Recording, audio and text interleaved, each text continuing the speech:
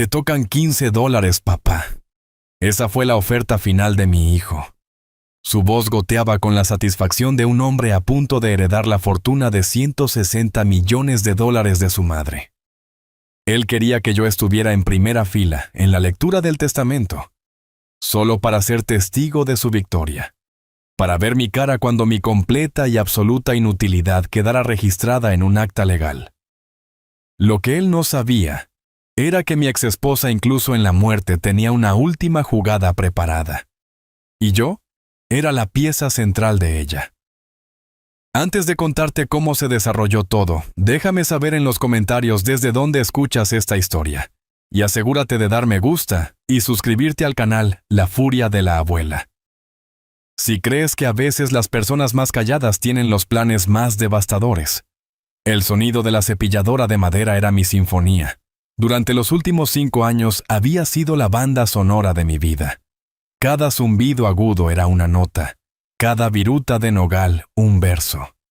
Aquí en mi pequeño taller en Austin, Texas, yo no era un arquitecto fracasado, no era un esposo desechado, era solo un carpintero, un hombre que creaba cosas sólidas y honestas a partir de piezas rotas. Mis manos callosas y cicatrizadas por años de trabajo conocían la verdad de la madera. Nunca miente, no engaña. Simplemente es con todos sus nudos e imperfecciones. Yo respetaba eso. El olor a aserrín y aceite de linaza era la única colonia que usaba. Estaba trabajando en una mecedora sintiendo cómo la suave curva del reposabrazos tomaba forma bajo mi guía. Era una existencia pacífica, tranquila. Entonces, la paz se hizo añicos. Mi viejo teléfono celular, descansando sobre un banco de trabajo desordenado, comenzó a vibrar. Su zumbido era una intrusión áspera. Apagué el interruptor de la cepilladora y el repentino silencio fue casi ensordecedor. Limpiándome las manos en mis jeans polvorientos, caminé y miré la pantalla. 2 palabras me devolvieron la mirada frías y extrañas: Néstor Torres.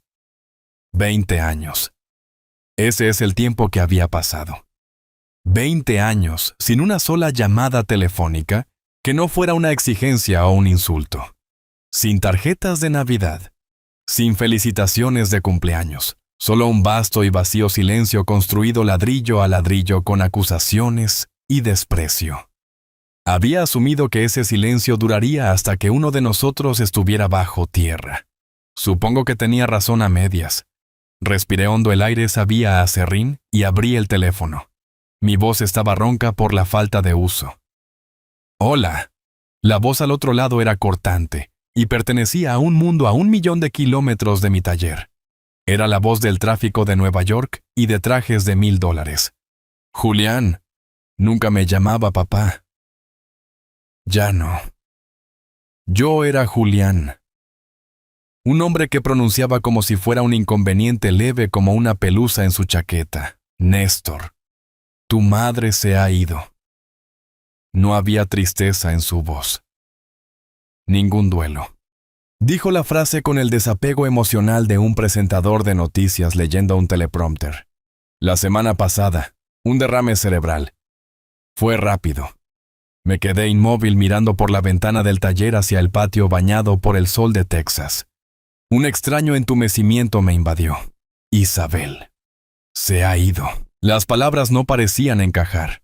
Ella siempre había sido una fuerza de la naturaleza, un huracán de ambición y creatividad, brillante, hermosa y absolutamente destructiva. Pensar en ella simplemente como ida se sentía incorrecto. Él se impacientó con mi silencio. «¿Me escuchaste? El funeral». Empecé a preguntar con la garganta seca. Él me interrumpió. «Ya pasó. No estabas en la lista. Ahora escucha, por esto te llamo. Su abogado requiere tu presencia. La lectura del testamento es este viernes a las 10 de la mañana en punto. En las oficinas de Castillo y Herrera en Manhattan. No llegues tarde». No era una invitación. Era una citación. Una orden entregada desde las alturas por un hijo que hacía mucho tiempo se había nombrado rey, de un mundo al que yo ya no pertenecía. Finalmente encontré mi voz manteniéndola firme. No tengo razón para estar allí, Néstor. Isabel y yo dejamos todo claro hace 20 años en ese tribunal. No tengo nada que le pertenezca a ella y ella no tiene nada que me pertenezca a mí. Un sonido llegó a través del teléfono entonces. Una risa corta y fea. Era un sonido despojado de todo humor, un ruido de puro desprecio, no adulterado. Y ese sonido, más que cualquier otra cosa que pudiera haber dicho, agitó algo profundo dentro de mí. «Oh, sé que no recibirás ni un centavo», se burló. «No seas tonto. Mi madre te despreciaba, pero es una formalidad legal, una cosa de procedimiento. Tienes que estar allí en persona para escuchar oficialmente que eres un cero. Una confirmación documentada y notariada de tu irrelevancia para esta familia». Hizo una pausa dejando que el veneno se hundiera. «Personalmente solo quiero estar allí para ver tu cara. Quiero ver esa dignidad tranquila y falsa tuya desmoronarse cuando lo escuches en voz alta. Es el único entretenimiento para el que sirves». La humillación era tan cruda, tan directa, que era casi impresionante. Esta no era la ira de un hijo herido. Esta era la crueldad calculadora de un vencedor queriendo frotar la cara de su oponente en la tierra. «¿Terminaste?», pregunté, mi voz peligrosamente tranquila. «Casi», dijo con un tono goteando diversión condescendiente. «No te preocupes por el viaje de regreso. Te daré $15 para el boleto de autobús a casa. Piénsalo como un regalo de despedida». Y luego la línea se cortó. Clic. Me quedé allí con el teléfono todavía presionado contra mi oreja, escuchando el tono demarcado. El silencio del taller regresó, pero ahora era diferente. Era pesado, sofocante. La ira y una vieja emoción que había enterrado bajo años de aserrín y resignación comenzaron a arder. No era un fuego furioso. Era un carbón caliente enterrado profundamente, brillando lentamente en rojo. No me había invitado a una lectura de testamento. Me había convocado a una ejecución pública. Mi ejecución. ¿Quería un espectáculo? Bien, tendría uno. Cerré el teléfono y lo dejé con cuidado deliberado. Caminé hacia la mecedora a medio terminar y pasé mi mano por su curva suave y honesta. Luego me di la vuelta y salí del taller hacia la pequeña casa adjunta a él. Fui a mi armario pasando las camisas de franela y los jeans gastados que eran mi uniforme diario. En el fondo, cubierto por una fina capa de polvo, había una bolsa de ropa. No la había tocado en 2 décadas. La saqué y abrí la cremallera. Dentro colgaba mi único traje, un traje gris marengo, el mismo que había usado el día que terminó mi vieja vida. Lo usaría de nuevo para el comienzo de la suya. Viernes por la mañana. El viaje en taxi desde el aeropuerto se sintió como pasar a través de otra dimensión. Las calles tranquilas y bañadas por el sol de Austin eran un recuerdo lejano, reemplazadas por los imponentes cañones de acero y vidrio que formaban Manhattan. Pagué al conductor la tarifa doliendo más de lo que esperaba y salí a la acera. El aire era más frío aquí, más afilado. El edificio de Castillo y Herrera era exactamente lo que esperarías. No solo ocupaba la calle, la dominaba. Un acantilado escarpado de vidrio oscuro y granito pulido. Empujé las puertas giratorias de vidrio y el ruido de la ciudad se cortó instantáneamente, reemplazado por un silencio profundo y reverente. El vestíbulo era una catedral construida para adorar el dinero. Los pisos eran acres de mármol blanco tan pulido que podía ver el reflejo distorsionado de las luces del techo muy arriba.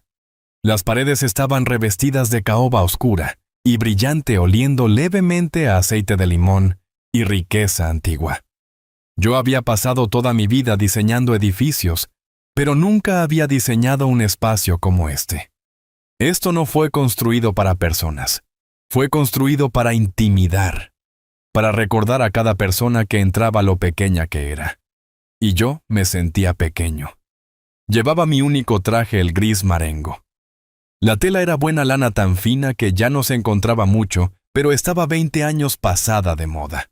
El corte era demasiado generoso, los hombros demasiado acolchados. Estaba limpio. Lo había planchado yo mismo en Austin, hasta que el pliegue de los pantalones estuvo afilado como un cuchillo. pero era viejo. Era el traje que había usado para la audiencia de divorcio. La última vez que había visto a Isabel cara a cara. La última vez que la había visto mirarme con algo más que una fría decepción, alimentada por las mentiras que mi hijo le había susurrado al oído. Todavía podía oler el leve rastro de naftalina, un aroma de preservación y decadencia. Mientras caminaba hacia el mostrador de recepción, mis viejos zapatos de suela de cuero hacían un clic-clac solitario sobre el mármol. El sonido parecía resonar vergonzosamente fuerte en el silencio sepulcral. Unos pocos abogados jóvenes, hombres y mujeres de unos 30 años, vistiendo trajes que costaban más que mi camioneta, levantaron la vista de sus teléfonos. Sus ojos no se demoraron. Me escanearon, categorizaron y descartaron en un solo movimiento fluido. Yo no era un cliente. No era una amenaza. Solo era viejo. Una anomalía. Me sentía como una mancha de grasa en un lienzo blanco prístino, una mancha de tinta extendiéndose por un documento legal. Yo no pertenecía allí, y sabía que ese era el punto. Este era el primer movimiento de Néstor convocándome aquí a su territorio, a esta fortaleza de poder, mientras yo vestía la armadura de mi mayor derrota. Llegué al mostrador de recepción, una losa de mármol que parecía haber sido tallada de una montaña.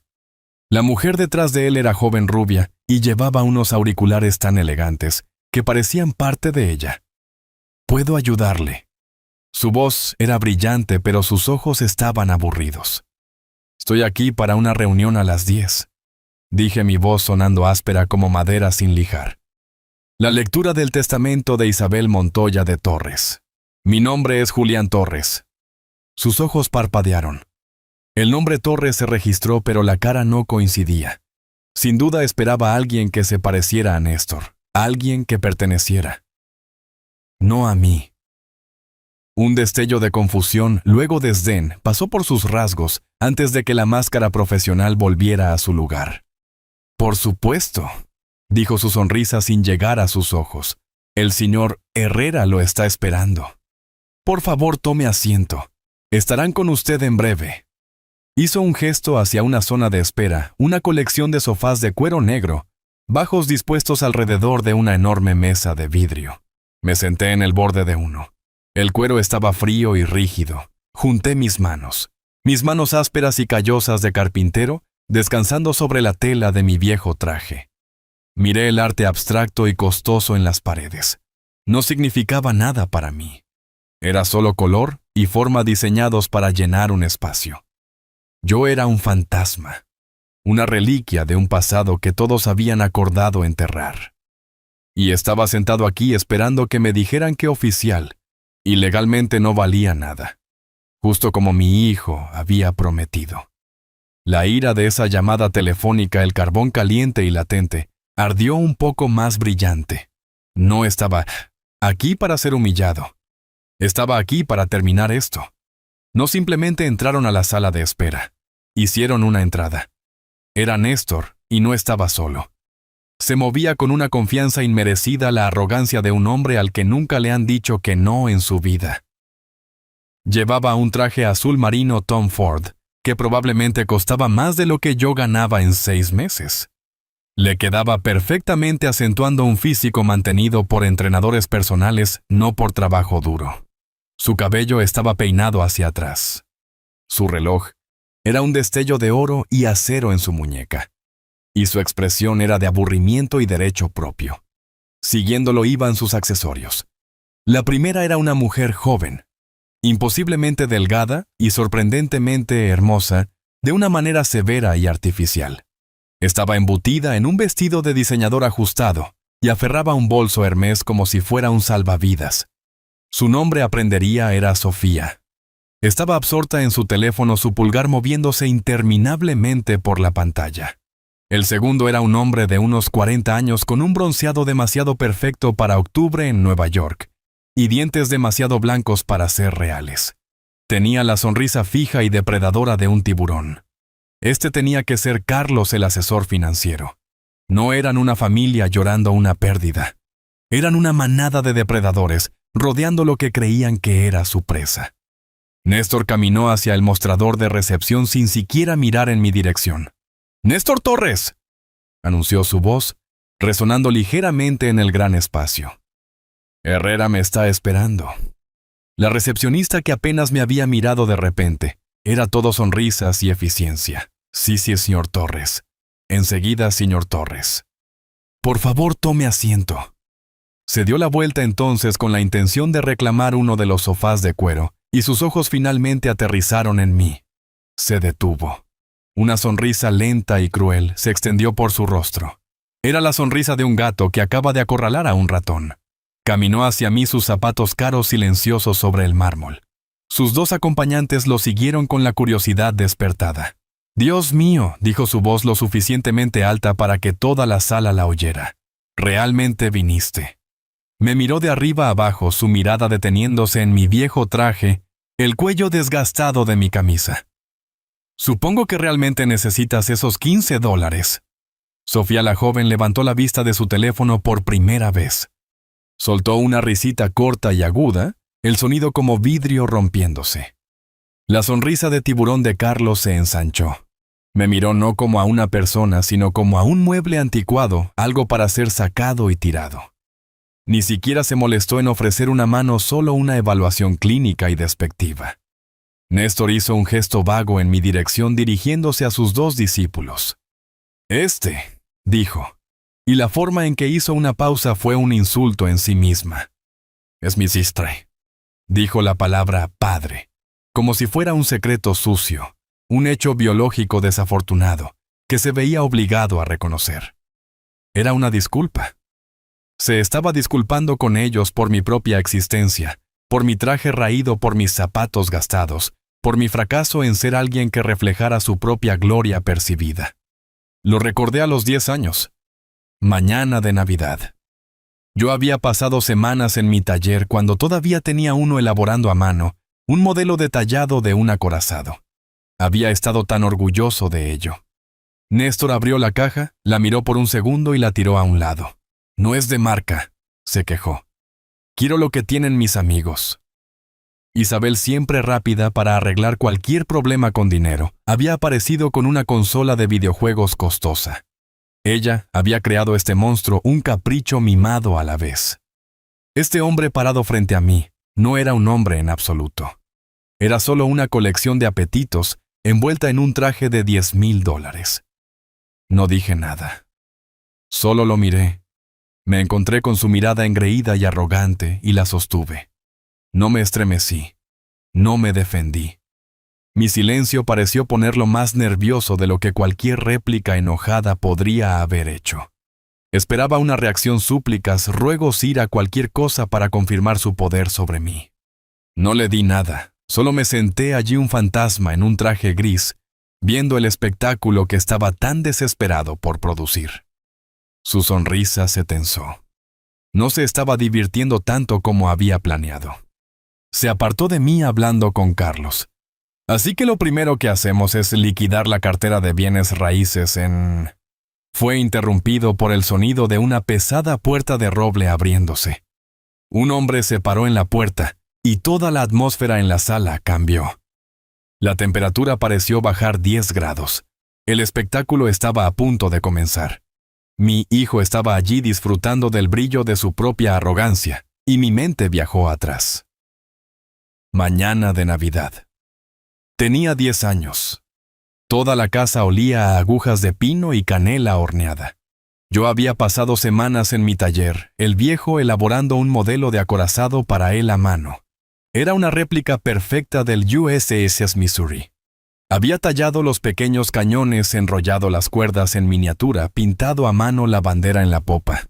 Estaba tan orgulloso. Pensé que le encantaría. Abrió la caja, la miró durante quizás 3 segundos y luego la tiró al suelo. «No es de marca», anunció a la sala. «Quiero lo que tienen mis amigos». E Isabel, mi esposa, no lo había corregido. No le había explicado el valor de un regalo hecho con amor. Ella simplemente había aparecido con una caja envuelta brillantemente que contenía la consola de videojuegos más reciente y costosa.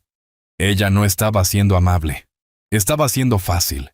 Ella había construido este monstruo pieza por pieza, comprando su afecto porque ganárselo era demasiado trabajo.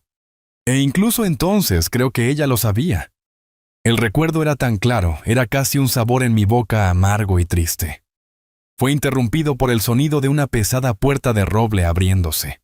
Un hombre de unos 60 años estaba en la povera. Era alto y vestía un impecable traje gris que hablaba de autoridad tranquila, no de riqueza llamativa. Este era el señor Herrera. Tenía la cara de un juez impasible y difícil de leer, con ojos que no solo te veían. Te evaluaban, te pesaban y te archivaban. La tranquila confianza que irradiaba silenció instantáneamente la habitación. Incluso Néstor pareció encogerse un poco. Su mirada recorrió la habitación pasando por encima de Néstor y su séquito como si fueran parte del mobiliario. Y luego sus ojos aterrizaron en mí. Primero sostuvo mi mirada por un momento y vi un destello de algo en su expresión. No era lástima, era algo más cercano a la comprensión. Caminó hacia mí. «Señor Torres», dijo su voz nivelada y respetuosa. «Gracias por venir». No ofreció una mano, pero las palabras fueron un apretón de manos en sí mismas. Eran un simple reconocimiento de mi presencia, de mi derecho a estar allí. Luego y solo entonces se volvió hacia mi hijo. «Señor Torres», dijo. El mismo nombre, pero el tono era diferente. Más frío, formal, despojado de cualquier calidez. El desaire fue tan sutil que un hombre menor podría haberlo pasado por alto. Pero el mundo entero de Néstor estaba construido sobre un andamiaje frágil de estatus y trato especial. El hecho de que yo, el marginado, hubiera sido reconocido primero fue un desafío directo a su autoridad. Vi un destello de molestia en sus ojos, un endurecimiento de su mandíbula. Trató de cubrirlo con una ola de arrogancia despectiva. «Terminemos con esto, Herrera», espetó su voz aguda por la impaciencia. «Tengo una reserva en per se para celebrar. No tengo intención de llegar tarde». La expresión del señor Herrera no cambió. Simplemente asintió una vez. «Como desee», dijo girándose y sosteniendo la puerta de la sala de conferencias abierta. «Por aquí, caballeros». La sala de conferencias era tan fría e imponente como el vestíbulo, pero con una capa añadida de finalidad. Una sola mesa masiva, hecha de caoba oscura y pulida, llenaba el centro de la habitación. Era tan reflectante que parecía un estanque oscuro de agua. Ventanas de piso a techo. Alineaban una pared, pero no ofrecían una vista del cielo, solo una mirada de primer plano y estéril, al rascacielos gris al otro lado de la calle. Era una sala diseñada para ejecutar contratos y aplastar oponentes. Néstor naturalmente tomó el asiento en el extremo opuesto de la mesa desde la puerta, el que claramente lo marcaba como el nuevo jefe de la familia. Se reclinó extendiendo los brazos ampliamente reclamando su territorio. Sofía y Carlos se sentaron a cada lado de él como una reina y un alfil protegiendo a su rey. Tomé un asiento cerca de la puerta, una ocurrencia tardía. Yo solo estaba allí para llenar la silla, un requisito legal. Coloqué mis manos callosas sobre la mesa, un marcado contraste con la madera perfecta y sin manchas. El señor Herrera caminó hacia la cabecera de la mesa. No se sentó. Colocó un documento grueso y encuadernado en cuero sobre la superficie con un golpe suave y definitivo. El aire en la habitación pareció volverse más delgado. Deliberadamente sacó su silla, se sentó, y luego con lentitud metódica metió la mano en el bolsillo del pecho y sacó un par de anteojos de lectura simples, con montura dorada.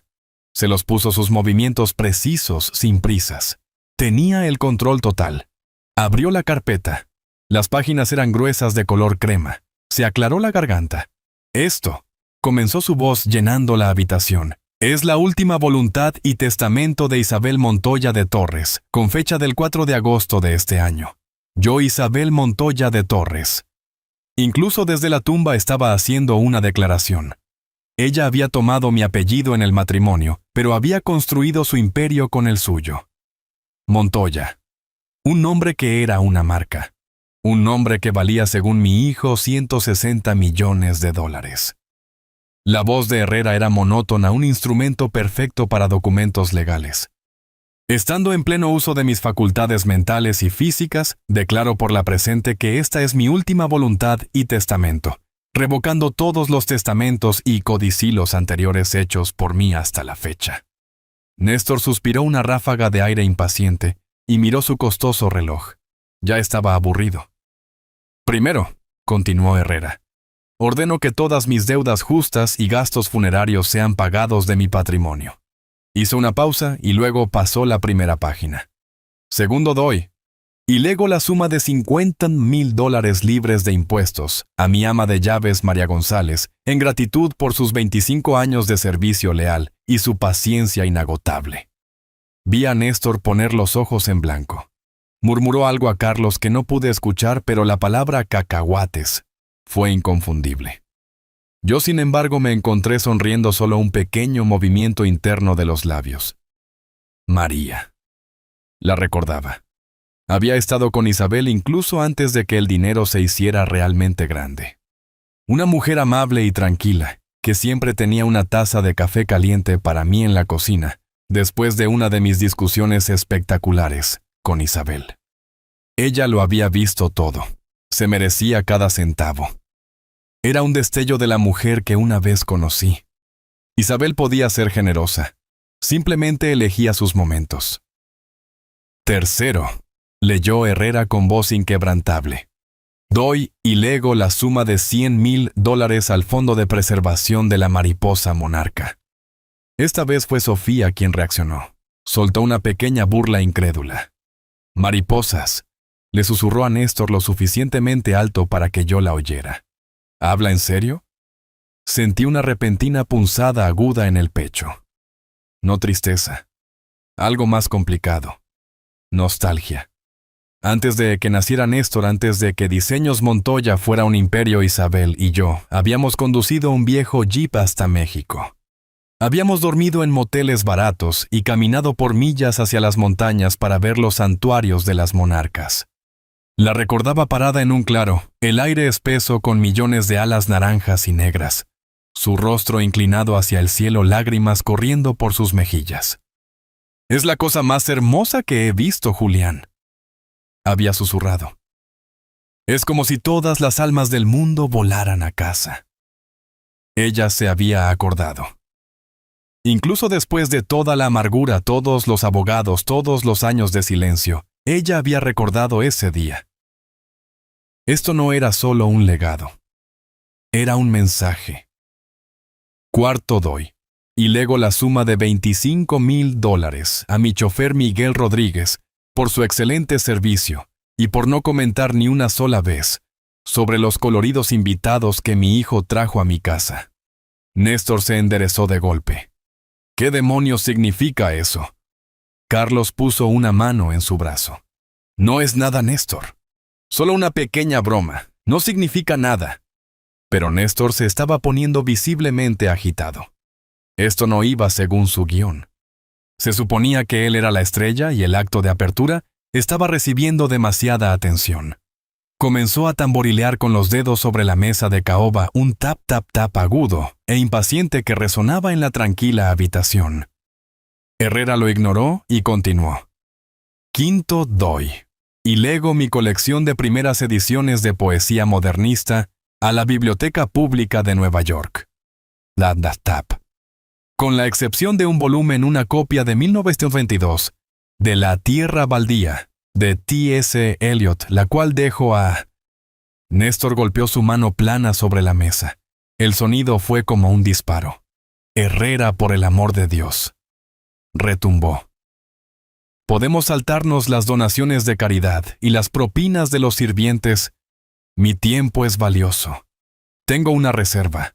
Solo ve al evento principal los bienes raíces, la cartera, el dinero. Solo llega a la parte donde todo va para mí.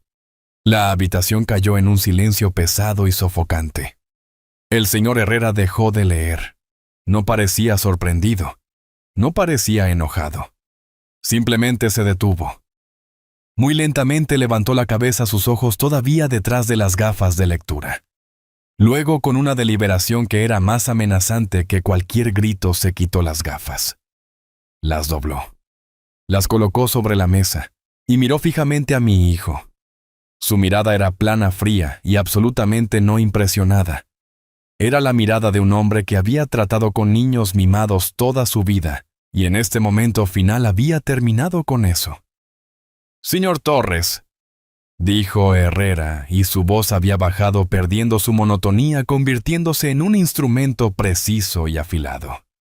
«Esto no es una negociación. No es una reunión de negocios. Es la proclamación legal de los deseos finales de una mujer fallecida. Leeré cada palabra en este documento exactamente como su madre lo escribió. Y usted se sentará ahí y escuchará. ¿Está claro?» La cara de Néstor se puso de un rojo oscuro y feo. Había sido desafiado. Había sido regañado como un niño. Abrió la boca, luego la cerró. Miró a Carlos, quien sutilmente negó con la cabeza. Estaba atrapado. Herrera sostuvo su mirada por un segundo más. Luego, satisfecho, se puso las gafas de nuevo. Recogió el documento. Aplanó deliberadamente la página, tomó un pequeño y compuesto sorbo de agua de un vaso azulado y se aclaró la garganta. Había hecho esperar a mi hijo. Había restablecido el control. «Muy bien», dijo Herrera, su voz volviendo a la monotonía neutral. «Continuemos. Quinto, como decía, dejo mi copia de primera edición de La Tierra Baldía». Hizo una pausa y podría haber jurado que vi el más mínimo indicio de una sonrisa en la comisura de su boca. «Ah, no, eso ha sido tachado. Sigamos adelante. Sexto, con respecto a los socios personales de mi hijo». La mirada de Herrera se demoró en Néstor por un momento más, una afirmación silenciosa de dominio. Luego, como si se hubiera accionado un interruptor, volvió al documento su voz, reanudando su cadencia constante y neutral. «Ahora pasamos», dijo, «al artículo 6 con respecto a los asociados personales de mi hijo, Néstor Torres». Vi a Carlos, el asesor financiero, sentarse un poco más derecho. Su sonrisa de tiburón estaba de vuelta fija en su lugar. Se alisó la solapa de su costoso traje, ajustando su postura, listo para recibir su bonificación esperada por administrar la fortuna anticipada de Néstor. Sofía, a su lado, finalmente dejó su teléfono, sus ojos brillantes con anticipación codiciosa. Herrera continuó. «Al asesor financiero de mi hijo, el señor Carlos Vance». Pronunció el título con un ligero énfasis casi imperceptible, como si lo pusiera entre comillas, «doy y lego la suma de $5,000». La sonrisa de Carlos se congeló. 5,000. El número colgó en el aire sorprendentemente pequeño. Era un insulto. Era menos que el costo de su traje. Vi sus nudillos blanquearse mientras agarraba el borde de la mesa. Néstor lo miró molesto, como si la decepción de Carlos fuera una afrenta personal.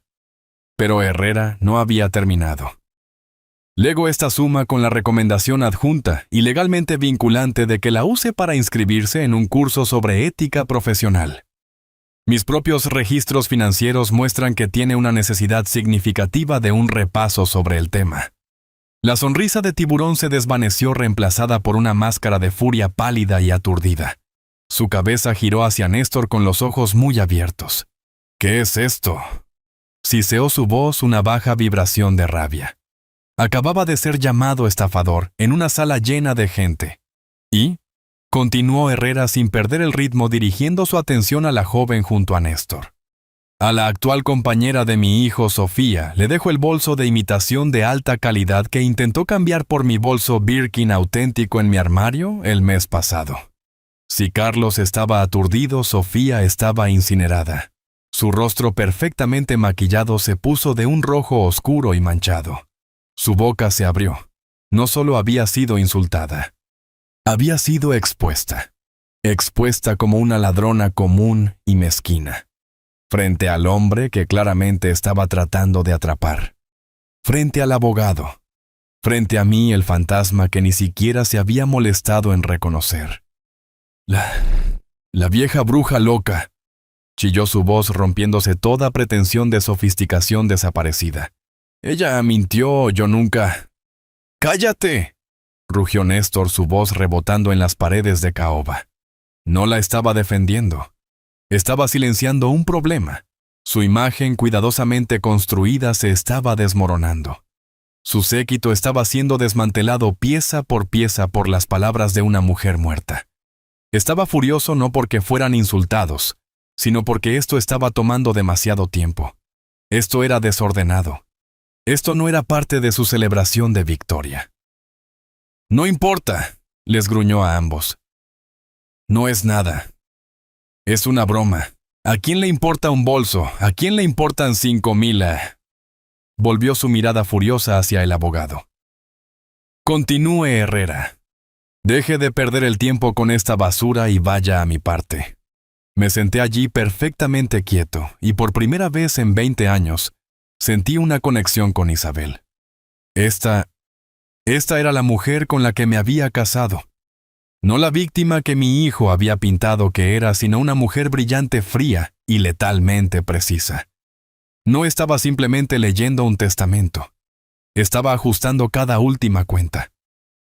Estaba quemando las partes periféricas de la vida de Néstor, aislándolo, dejándolo con nada más que su propia codicia. Ella estaba a su manera limpiando la mesa antes del plato principal. El señor Herrera, completamente imperturbable por el estallido, simplemente esperó a que los gritos disminuyeran. Miró a Néstor, su expresión ilegible. «Como ya he dicho, señor Torres, leeré cada palabra. Ahora, si se me permite continuar». Me senté allí viendo las consecuencias de las palabras de Isabel. Carlos parecía haber tragado veneno y Sofía temblaba de pura rabia no adulterada. Y pensé para mis adentros, esa era la Isabel que recordaba. Ella nunca olvidaba un desaire. Nunca dejaba un insulto sin respuesta. Mantenía un libro de contabilidad perfecto y detallado de cada mal que se le había hecho. E incluso en la muerte desde dentro de un documento encuadernado en cuero, seguía siendo quirúrgicamente precisa. Todavía estaba ajustando sus cuentas. Herrera dejó que el silencio se asentara por un momento más. Luego pasó la página. La habitación se tensó. Esto era todo. Después de limpiar la basura, era el evento principal. «Artículo 7», dijo Herrera, su voz volviendo a ese tono legal neutral. «A mi hijo Néstor Torres». Néstor se inclinó hacia adelante. Su respiración era superficial. Sus nudillos estaban blancos sobre la mesa. Había olvidado a sus compañeros humillados. Todo su enfoque, toda su codicia estaba ahora centrada como un láser en el abogado. «Doy y lego el ático en Park Avenue». Un enorme suspiro de alivio escapó de Néstor. Una exhalación genuina de cuerpo completo. El color volvió a su rostro. Sonrió con suficiencia lanzando una mirada triunfante primero a Carlos, luego a mí. El ático, la joya de la corona, era suyo. Y, continuó Herrera, mi colección completa de relojes Patek Philippe. La sonrisa de Néstor se amplió. Se rió con un ladrido corto y agudo. Sí, ahora estamos hablando. Me miró con los ojos brillando. ¿Oíste eso, viejo? Los Patek. Todos ellos. Herrera levantó un solo dedo deteniendo la celebración de Néstor en seco. Sin embargo, dijo, y la palabra colgó en el aire como una cuchilla. La colección de relojes está guardada en una caja fuerte segura ubicada dentro del ático. La única llave de esa caja fuerte... Herrera hizo una pausa. Miró el documento, luego levantó la vista a sus ojos, encontrando los míos a través de la larga extensión de la mesa de caoba. La he confiado a su padre Julián Torres. El silencio que siguió fue absoluto. Era tan completo que podía escuchar el leve zumbido del aire acondicionado. Sofía y Carlos, perdidos en sus propios momentos de humillación, giraron sus cabezas hacia mí. Néstor solo miraba fijamente. Su rostro, que había estado enrojecido por la victoria, palideció. Su sonrisa se disolvió. «¿Qué?» Su voz era tranquila e incrédula. «¿Qué acabas de decir?», preguntó a Herrera, su voz elevándose. «La llave, señor Torres, fue confiada a su padre». Néstor golpeó sus manos sobre la mesa y se puso de pie la silla raspando violentamente detrás de él. «¿De qué estás hablando?» «¿Es esto una broma? Una broma enferma?» Apuntó con un dedo tembloroso hacia mí. Él no la ha visto en 20 años. Ni siquiera sabe dónde vivía. Es un nadie. Cada ojo en la habitación estaba sobre mí, y yo estaba tan aturdido como él. Miré a Herrera, mi mente dando vueltas. Una llave. Isabel me había dado una llave. ¿Qué significaba? Era otro de sus juegos, otra forma de torcer el cuchillo incluso desde la tumba. Yo no tenía llave. No tenía idea de qué estaban hablando. Solo me senté allí, el fantasma en el traje gris, de repente, y muy incómodamente el centro de la atención de todos. Mi hijo estaba gritando. Su rostro era una máscara de incredulidad y rabia, pero yo realmente no estaba en esa fría habitación de caoba. Mientras el señor Herrera barajaba los papeles, el sonido del papel grueso y cremoso deslizándose contra sí mismo pareció arrastrarme a través de 20 años de ira y silencio, hacia un tipo diferente de crisis. No estaba en Nueva York. Estaba en nuestra vieja casa en Connecticut. Era 2005. Eran las 3 de la mañana, y la casa estaba oscura, excepto por la única luz en la oficina de Isabel. La encontré allí no llorando, sino peor. Estaba sentada mirando una pared de hojas de cálculo, su rostro pálido y completamente en blanco. Parecía rota. Diseños Montoya. La compañía que era su vida, su pasión. Toda su identidad se estaba desangrando. Estaba al borde del colapso total y catastrófico. Se había excedido vertiendo millones en un proyecto de resort de lujo en el Caribe. Había confiado en los socios equivocados. Todo el trato estaba construido sobre una base de permisos malos y arena movediza. Y ahora todo se había desmoronado. Los bancos estaban reclamando sus préstamos. Sus inversores amenazaban con demandarla hasta el olvido. Se enfrentaba no solo a la bancarrota, sino a la desgracia.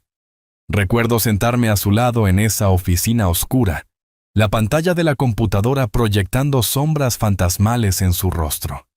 «Se acabó, Julián», había susurrado con voz hueca.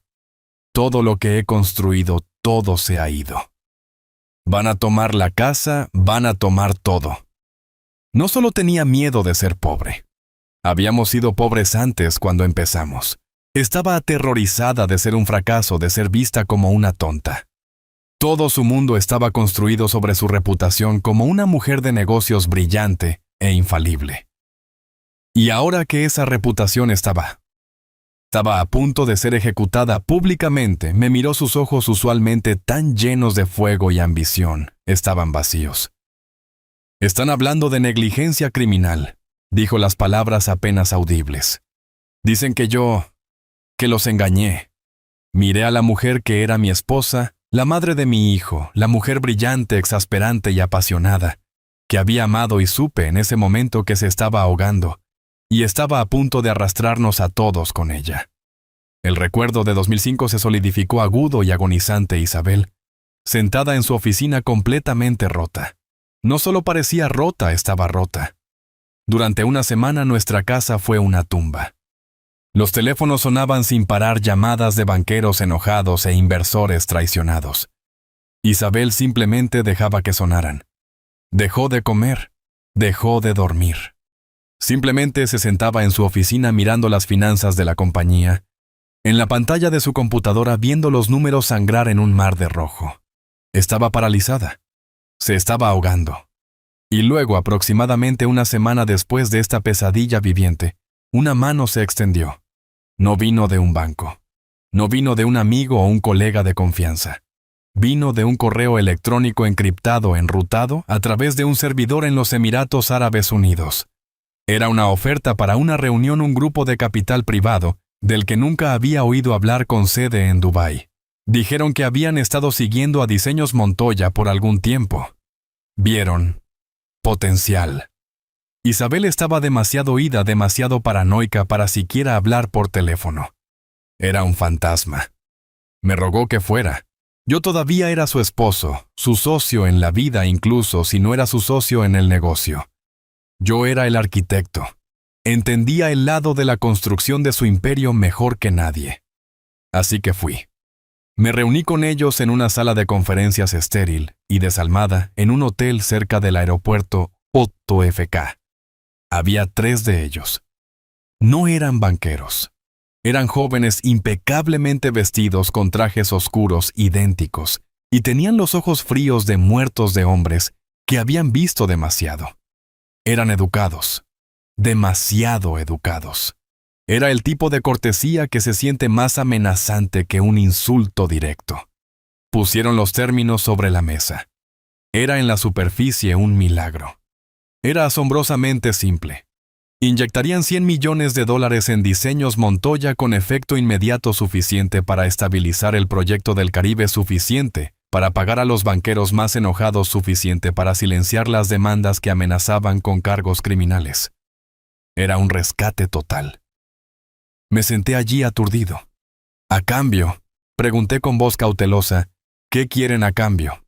El negociador principal, un hombre con un ligero acento británico, simplemente deslizó una carpeta delgada encuadernada en cuero a través de la mesa.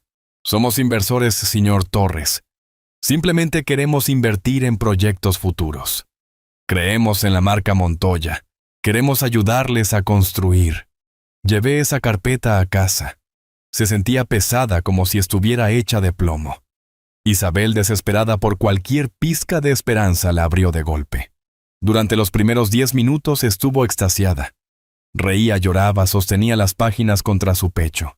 Estamos salvados, Julián, estamos salvados. Pero yo estaba leyendo la letra pequeña.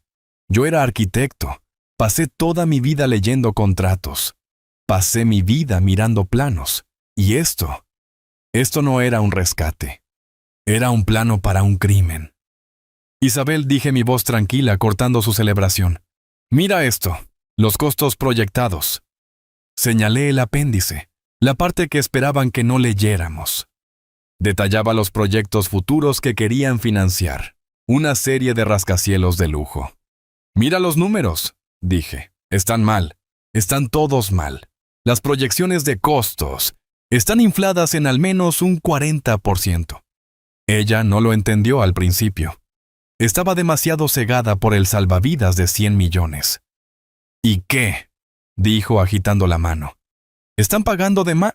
Ese es su problema, no el nuestro. No, dije. Y un terror frío trepaba por mi columna vertebral. Así es como funciona. Ese es el punto. No es una inversión, Isabel. Es una lavadora. La sonrisa en su rostro parpadeó. ¿De qué estás hablando? Nos dan 100 millones en capital limpio ahora. Le expliqué con voz plana. Salva a la compañía. Nos hace enteros.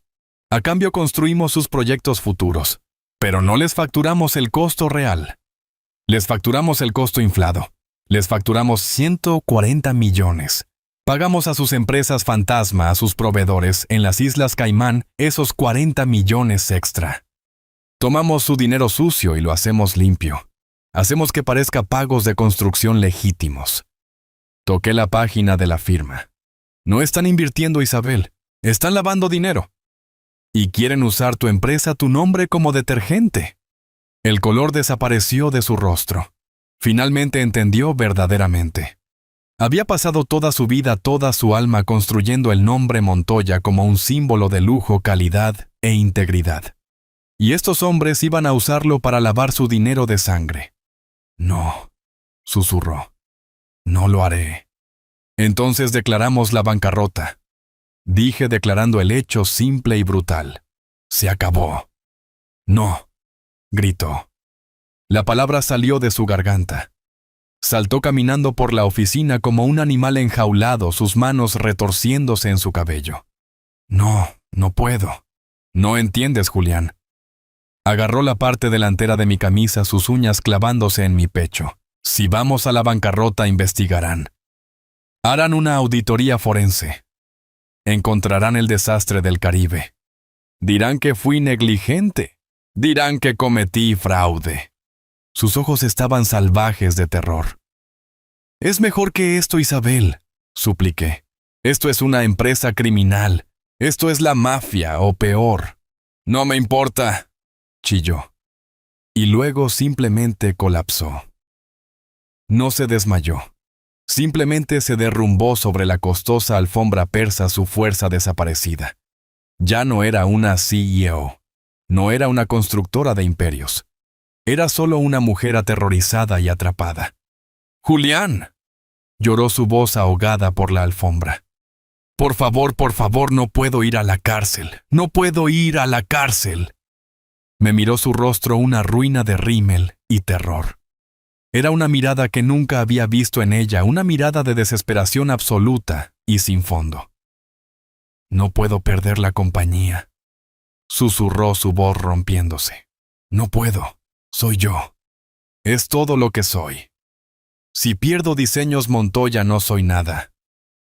Solo soy nada. Agarró mi mano la suya helada. Y Néstor sollozó. ¿Qué pasa con Néstor? Está en Yale. Está en la cima del mundo. ¿Quieres que sea el hijo de una convicta, de un fracaso en bancarrota? Será humillado. Me odiará. Nos odiará. Por favor, Julián. Tiene que haber una manera. Por favor. Estaba histérica. Tenía razón. Estaba atrapada. Si rechazaba el trato, estaría arruinada y encarcelada por fraude. Si aceptaba el trato, estaría arruinada y encarcelada por lavado de dinero. Ella había construido su propia prisión.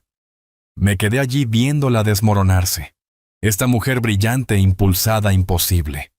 La mujer que había construido un imperio de la nada. La mujer que también estaba a veces tan cegada por su propia ambición, que no podía ver el borde del acantilado hasta que ya estaba sobre él. Miré los contratos en el escritorio. Miré los planos de los condominios falsos. Yo era arquitecto, conocía este mundo, sabía cómo se estructuraban estos tratos. Sabía cómo ocultar costos, sabía cómo crear corporaciones fantasma para suministros y mano de obra. Sabía cómo construir los cortafuegos legales, cómo compartimentar un proyecto para que la suciedad no se extendiera. Podía ver un camino único, terrible y peligroso. Una forma de hacer lo que querían, pero manteniendo su nombre, su firma, su cara pública, limpia. Julián, por favor, ¿qué vamos a hacer?, rogó de nuevo. La miré a la mujer que había amado la madre de mi hijo e hice la elección. La elección. La elección que definiría el resto de mi vida. La elección que salvaría su compañía y al hacerlo me destruiría a mí. Me agaché y la puse de pie. La sostuve por los hombros. «Detente», dije. Mi voz estaba tranquila.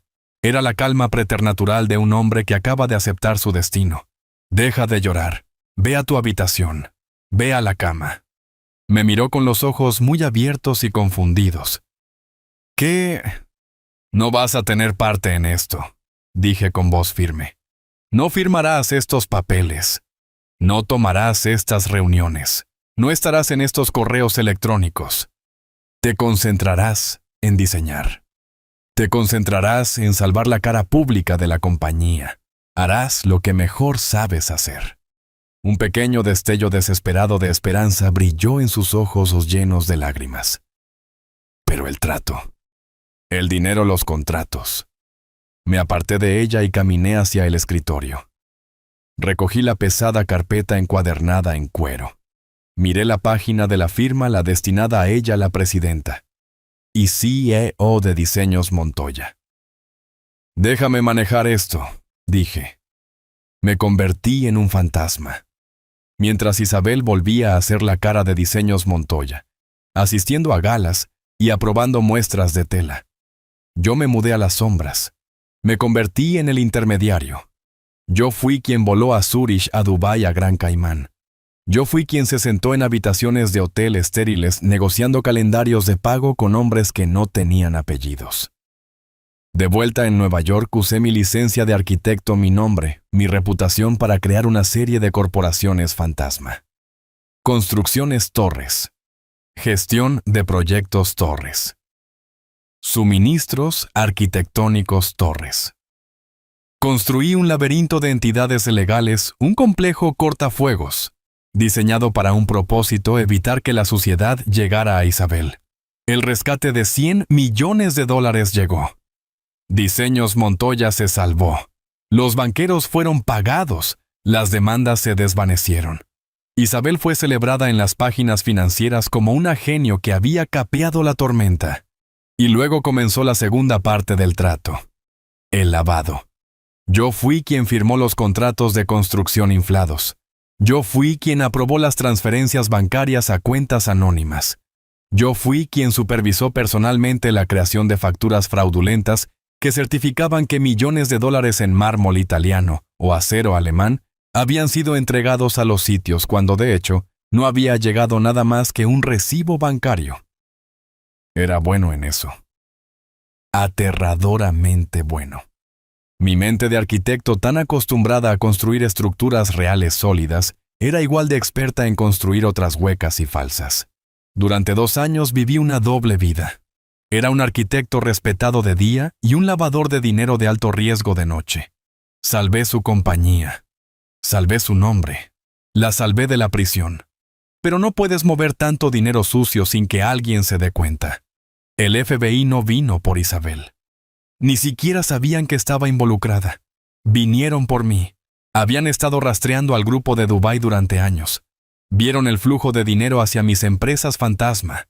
Vieron los contratos inflados. Vieron las facturas fraudulentas. Vieron mi nombre, mi firma, mi sello de aprobación de arquitecto en documentos que eran pura ficción. No patearon la puerta. Fue tranquilo. 2 hombres en trajes oscuros esperándome en mi oficina una mañana. Lo expusieron todo. Tenían las transferencias bancarias. Tenían las fotos de vigilancia de mis reuniones en JFK. Me tenían atrapado. Me ofrecieron un trato.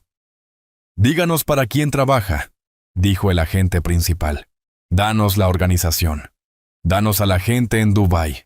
Danos al verdadero beneficiario de este esquema». Miré el archivo sobre la mesa. Mi nombre estaba en cada página.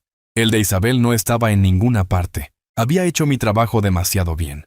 Tenía una opción. Podía entregarles a Isabel. Podía contarles toda la historia. Cómo estaba aterrorizada. Cómo me había rogado. Cómo lo había hecho todo para salvarla a ella y a nuestro hijo de la ruina. Podrían haber sido indulgentes. Podrían haber entendido. O podía asumir la culpa. Pensé en Isabel aterrorizada y rota en el piso de la oficina. Pensé en Néstor en Yale con todo su futuro por delante. Un futuro construido sobre el brillante imperio de su madre. Un imperio que ahora estaba técnicamente financiado por criminales. Así que tomé la segunda opción, la que selló mi destino. «No sé de qué están hablando», les dije. Estaba sobreextendido. Hice algunos malos tratos. Me descuidé con los libros. No hay organización. Solo fui yo. Corté esquinas. Estaba desesperado. Les di una confesión, pero no la que querían. Confesé negligencia profesional, evasión de impuestos, falsificación de registros comerciales. Interpreté el papel de un arquitecto tonto y codicioso que se metió en problemas. Para proteger a Isabel de una condena por lavado de dinero, tenía que declararme culpable de algo. Así que lo hice. No fui a prisión. Mis abogados pagados por la ahora estable compañía de Isabel se aseguraron de eso. Pero perdí todo lo demás. Perdí mi licencia de arquitecto, revocada, permanentemente. Perdí mi reputación. Mi nombre fue arrastrado por el barro. Julián Torres, arquitecto deshonrado. Era un paria. Y fue entonces cuando mi hijo Néstor retorció el cuchillo. Tenía 22 años en casa desde Yale y vio su oportunidad. Fue con su madre no en busca de consuelo, sino con ira. «Él te traicionó». Néstor le había gritado una actuación de la que me enteré más tarde. «Él usó tu compañía. Malversó dinero a tus espaldas. Es un criminal. Te humilló, me humilló». Le presentó una narrativa fácil, una historia simple. En su versión, yo no era el salvador. Yo era el villano. E Isabel, viendo su compañía salvada, viendo su nombre completamente limpio, y viendo mi nombre totalmente destruido, tomó la salida fácil. Ella eligió la historia que la convertía en la víctima. Ella eligió la versión de la verdad de su hijo. Solicitó el divorcio. Afirmó que era la parte agraviada. La esposa confiada traicionada por su codicioso esposo criminal. Y dejó que Néstor, nuestro hijo, lo creyera. Dejó que el mundo entero lo creyera. Nunca dijo una palabra en mi defensa. Solo me dejó arder. Ese fue el precio por salvarla. La voz era tranquila, pero cortó a través de 20 años de memoria como un cincel afilado. Parpadeé. La oficina oscura y desesperada en Connecticut se disolvió reemplazada por la caoba fría y pulida de la sala de conferencias. Mi corazón latía con fuerza. El pasado se sentía más real que el presente. Miré hacia arriba. El señor Herrera me estaba observando su expresión neutral. Pero todos los demás me miraban fijamente. Carlos, el asesor financiero, tenía una mirada de cálculo codicioso en sus ojos. Sofía, la novia, me miraba como si fuera la primera vez, un destello de curiosidad en su expresión por lo demás vacante. Y Néstor, mi hijo, me miraba con una intensidad que era casi aterradora. Su rostro era una nube de tormenta de sospecha y rabia. Las venas de su cuello sobresalían. «La llave», escupió su voz baja y peligrosa. «¿Dónde está? ¿Qué te dio?» Estaba convencido de que esto era un esquema, un último truco amargo jugado por su madre conmigo como su cómplice dispuesto. Veía conspiración en cada sombra. Miré de su rostro furioso al rostro tranquilo del señor Herrera buscando una respuesta, pero no había ninguna. Mi mente estaba completamente en blanco. Las últimas 2 décadas habían sido una vida tranquila de virutas de madera y soledad. Una llave de una caja fuerte llena de relojes. Era absurdo. Era un detalle de una vida que ya no era mía. Se sentía como una línea del guión de otra persona. Volví a mirar a mi hijo. Toda su herencia de $160 millones. En su mente, ahora estaba siendo retenida por mí, el fantasma que él había convocado aquí para su propia diversión. Negué con la cabeza, no en desafío, sino en genuino desconcierto. «No sé de qué estás hablando», dije, y era la verdad absoluta. Mi «no sé» colgó en el aire un simple hecho sin adornos. Néstor me miró fijamente, su rostro, un lienzo de pura incredulidad que rápidamente se cuajó en rabia despectiva. Estaba procesando esta nueva variable, esta complicación imposible. Era un toro que había sido momentáneamente aturdido. Pero solo duró un segundo. Soltó una risa gutural áspera. Era un sonido forzado, una actuación destinada a señalar que todavía tenía el control, que todo esto era solo una molestia menor y absurda. «No importa», espetó agitando su mano con desdén, como si espantara una mosca. «Una llave. ¿Crees que me importa una llave? ¿Crees que voy a ir a alguna búsqueda del tesoro con él?» Se rió de nuevo, más fuerte esta vez. «Haré que un cerrajero taladre esa caja fuerte antes del almuerzo.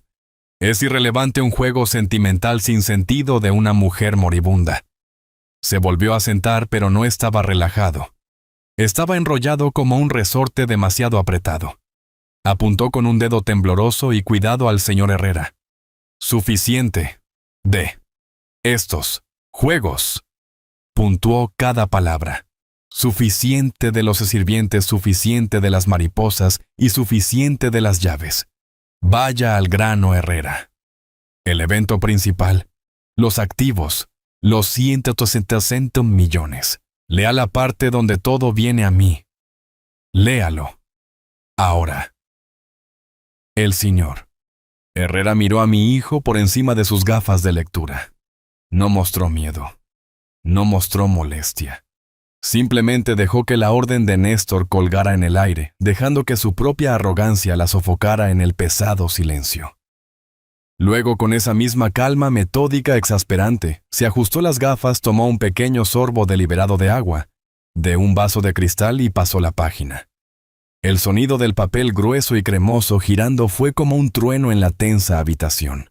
Era el sonido de un juez pasando a la página final de un veredicto. Estaba saboreando esto. Estaba siguiendo el guión de Isabel, al pie de la letra.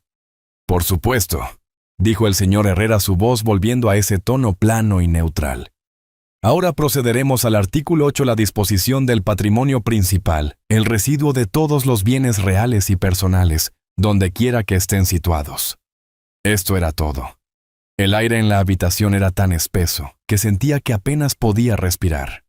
Néstor se inclinaba tanto hacia adelante que estaba casi fuera de su silla, todo su cuerpo un solo músculo tenso de codicia. Incluso Carlos y Sofía, a pesar de su humillación pública, miraban con atención absorta y desesperada. Este era el momento que haría que sus propias pequeñas humillaciones valieran la pena. Herrera leyó de la página. Con respecto a todos los activos líquidos restantes, acciones, bonos, propiedades e interés de control en Diseños Montoya LLC.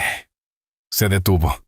Hizo una pausa deliberada mirando la página como si releyera una cláusula compleja e inesperada. Estaba alargando el momento. Era un maestro del espectáculo. «Vamos», susurró Néstor, su voz un siseo bajo. «Vamos». Herrera se aclaró la garganta. «Decreto lo siguiente. Primero a mi exesposo, Julián Torres». Mi cabeza se levantó de golpe. ¿Yo? ¿Qué era esto? Un sonido como un jadeo estrangulado salió de Néstor. Inhaló tan bruscamente que sonó como si le hubieran dado un puñetazo en el estómago. Su rostro, que había estado pálido por la anticipación, se puso rígido. Sus ojos se entrecerraron en pequeñas rendijas de puro odio, no adulterado, y estaban fijos como un láser en mí. No estaba respirando. Solo estaba esperando. Era una bomba, y su mecha acababa de encenderse. Podía ver los músculos de su mandíbula apretándose y aflojándose, rechinando sus costosos dientes. ¿Qué demonios estaba haciendo ella? ¿Era esta su crueldad final, darme alguna suma pequeña e insultante, unos pocos miles de dólares solo para frotárselo en la cara una última vez antes de darle el resto? Herrera continuó con su voz perfectamente, incluso sin traicionar un destello del drama que estaba desatando. A mi exesposo Julián Torres doy y lego la suma de $15. $15. Las palabras simplemente colgaron allí. No era un insulto. Era una ejecución pública. Era una broma mezquina, cruel y profundamente infantil. Pero Herrera no había terminado. Leyó la parte final de la cláusula, la parte que retorció el cuchillo y lo bloqueó en su lugar. $15, moneda estadounidense, a ser pagados en efectivo. Esto es para cubrir el costo del viaje en autobús de regreso a donde sea que vino, un viaje que mi hijo Néstor seguramente será lo suficientemente amable como para sugerirle. Comenzó como un resoplido, un sonido ahogado e incrédulo. Luego la presa de su autocontrol no solo se rompió, se evaporó. Una risa. Una risa enorme, rugiente y rebuznante estalló del pecho de Néstor. No era un sonido de humor. Era un sonido de triunfo puro y no adulterado. Era un sonido de una alegría tan profunda y maligna que hacía que el aire en la habitación fría se sintiera enfermo. Se levantó de un salto de su silla, su cuerpo temblando con la fuerza de su risa. Me señaló su dedo, temblando su rostro, volviéndose de un carmesí oscuro y manchado. Estaba llorando, lágrimas reales de alegría maliciosa corriendo por sus mejillas. $15, rugió. Las palabras rebotaron en las paredes. $15. Se dobló golpeando su mano sobre la invaluable mesa de caoba. ¡Oh, Dios mío! $15.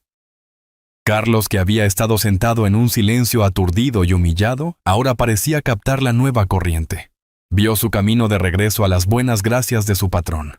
Una sonrisa lenta y enfermiza se extendió por su rostro. Increíble, Néstor. Simplemente increíble. Sofía, dándose cuenta, soltó un chillido de risa agudo y adulador. $15 para un autobús. Oh, Néstor, ella era divertidísima, ¿verdad? Néstor aulló, enderezándose, limpiándose una lágrima del ojo. Era un artista y finalmente tenía a su audiencia de vuelta. Miró a sus dos compañeros con el pecho hinchado de victoria. Ella siempre tuvo un sentido del humor perverso siempre. Había ganado. En su mente el juego había terminado. Los insultos a sus amigos eran solo aperitivos. La confusión con la llave era una tangente sin sentido. Este era el remate. Este era el momento que había estado esperando. Había sido pública, legal y financieramente declarado el vencedor. Y yo había sido pública, legal y financieramente declarado nada, menos que nada. Una broma de $15. Su risa finalmente disminuyó hirviendo a fuego lento en una risita baja y engreída. Se ajustó los puños de su traje Tom Ford. Un gesto de absoluto control restaurado. Era el rey de nuevo. Volvió su mirada hacia mí, y todo rastro de humor se desvaneció reemplazado por una satisfacción fría y reptiliana. Una sonrisa oscura y malvada jugó en sus labios. «Bueno», dijo su voz goteando falsa lástima. «Eso es todo, supongo». Caminó alrededor de la mesa un depredador rodeando a su presa y se detuvo a solo unos pies de distancia de mí. Me miró de arriba abajo, sus ojos llenos de un asco tan profundo que era casi tangible. «Se acabó, viejo. ¿La escuchaste? $15. Metió la mano en su bolsillo, el de su traje de $10,000, y sacó una billetera delgada de piel de cocodrilo. Hizo un espectáculo de abrirla a sus movimientos lentos y deliberados. «¿Sabes qué?», dijo su voz, una burla baja y confidencial. «15 es un poco insultante. Ten». Sacó un billete de $20 y lo tiró sobre la mesa frente a mí. El billete patinó sobre la madera pulida y se detuvo justo frente a mis manos. «Ahí. 20. No digas que nunca te di nada». Y me miró fijamente, desafiándome a reaccionar. Desafiándome a gritar, a llorar, a alcanzar el dinero. No hice ninguna de esas cosas. Simplemente me senté allí. Miré el billete de $20. Miré su cara engreída y victoriosa. Esperé. No me sentía humillado. No sentía ira. Ni siquiera sentía tristeza. Simplemente sentí un profundo sentido de anticipación. Porque conocía a Isabel y estaba observando al señor Herrera. Y el señor Herrera no se movía. Estaba sentado a la cabecera de la mesa, su rostro, una máscara neutral perfecta, sus manos, descansando sobre el documento. Estaba dejando que la actuación se desarrollara. Este no era el final. Este era el intermedio. Mi quietud, mi absoluta falta de reacción enfureció a Néstor más que cualquier estallido. Su sonrisa vaciló. «¿Qué pasa, viejo?», se burló. «¿Sin palabras te comió la lengua el gato?», se burló. «Lo que sea. Ya está hecho. Es todo mío. Finalmente. Puedes largarte de aquí ahora. Vuelve a tu cobertizo de aserrín o cualquier agujero del que saliste. Y no olvides tu dinero para el autobús». Me dio la espalda un acto final de despido. Caminó de regreso a su silla, palmeando a Carlos en el hombro. «Bien. Perse, tenemos mucho champán que beber». Agarró la chaqueta de su traje listo para comenzar su nueva vida. Néstor tenía la chaqueta a medio poner. Estaba radiante, palmeando a Carlos en la espalda tan fuerte que fue casi un golpe. «Bien», dijo su voz fuerte y retumbante. «Perse. Oye, voy a comprar toda la lista de champán». «Herrera», llamó por encima del hombro sin siquiera mirar al abogado. «Solo haz que tu chica envíe los papeles a mi oficina para que los firme. He terminado aquí». Se dio la vuelta para irse un rey partiendo de su propia coronación. «Señor Torres». La voz cortó el aire como una hoja de hielo. No era fuerte, pero tenía un núcleo de acero absoluto. Detuvo a todos. Detuvo a Néstor en seco con la chaqueta a medio poner un pie ya girado hacia la puerta. Se volvió su rostro triunfante y risueño, endureciéndose lentamente. ¿Qué? El señor Herrera todavía estaba sentado. No se había movido ni una pulgada. Estaba mirando a Néstor y su expresión ya no era neutral. Era fría. «Por favor, siéntese». La sonrisa en el rostro de Néstor no solo se desvaneció, fue borrada como por un solvente. La sangre desapareció de su rostro, dejando las manchas rojas de su risa luciendo como quemaduras. «¿Qué dijiste?», susurró su voz repentinamente ronca. «Dije». Herrera repitió su voz peligrosamente tranquila. «Siéntese, no he terminado de leer». «Terminado». La voz de Néstor se rompió. «¿De qué estás hablando? Lo leíste. $15. La broma. Se acabó. Terminaste». El señor Herrera, con el movimiento lento y deliberado de un hombre, revelando la carta ganadora, bajó la mano a su maletín que estaba en el suelo a su lado. No tocó el testamento encuadernado en cuero que ya estaba sobre la mesa. Sacó una segunda carpeta más delgada. Era manila simple, pero estaba encuadernada con un sello de cera roja gruesa. Parecía importante. «¿So?», dijo el señor Herrera, tocando la gran carpeta de cuero sobre la mesa. «Fue la conclusión de la última voluntad y testamento original». Luego colocó la nueva carpeta sobre la mesa. «¿Esto?», dijo, su voz bajando. «Es un codicilo, un apéndice legalmente vinculante». Miró directamente a Néstor, sus ojos sin parpadear. «Fue firmado, testificado y notariado hace 3 semanas. Una semana antes del derrame cerebral de su madre». Hizo una pausa dejando que el peso de esas palabras se hundiera. «¿Y su cláusula principal?», dijo, sus ojos moviéndose hacia mí por solo una fracción de segundo. «Establece explícitamente que reemplaza y sustituye todos los artículos anteriores relacionados con la disposición del patrimonio principal». Néstor no solo se sentó, se derrumbó de nuevo en su silla, su cuerpo moviéndose como una marioneta cuyas cuerdas habían sido cortadas. Su rostro era una máscara de shock blanco ceroso. El rojo triunfante y manchado había desaparecido. Parecía pequeño. Carlos y Sofía estaban completamente congelados. Miraban el nuevo documento sellado en rojo sobre la mesa como si fuera una bomba. El señor Herrera rompió el sello con un cuchillo pequeño y afilado. Desplegó la única hoja de papel en el interior que estaba adjunta a varios otros documentos más gruesos. Se puso las gafas de lectura de nuevo. «¿Este?», dijo, y su voz ya no era neutral. «Es una carta de su madre dirigida a usted, Néstor, pero con la instrucción legal de que sea leída en voz alta aquí hoy, en presencia de todas las partes, y su contenido forme la base del nuevo artículo 8. Comenzó a leer. Y ya no era su voz. Las palabras eran puras, sin cortar, Isabel. «A mi hijo Néstor». Herrera hizo una pausa, luego continuó. «Escribo esto, porque finalmente he terminado de ser una cobarde. Durante 20 años te he dejado creer una mentira. Una mentira que creé, una mentira que alimenté. Una mentira que permití que destruyera a un buen hombre, tu padre». «¿Qué?», susurró Néstor. Era un sonido seco y rasposo. «La historia con la que creciste», leyó Herrera. «La historia de tu padre criminal e intrigante que me traicionó y malversó de la compañía es una completa fabricación, lo opuesto a la verdad». «No». La voz de Néstor fue un chillido repentino y estrangulado.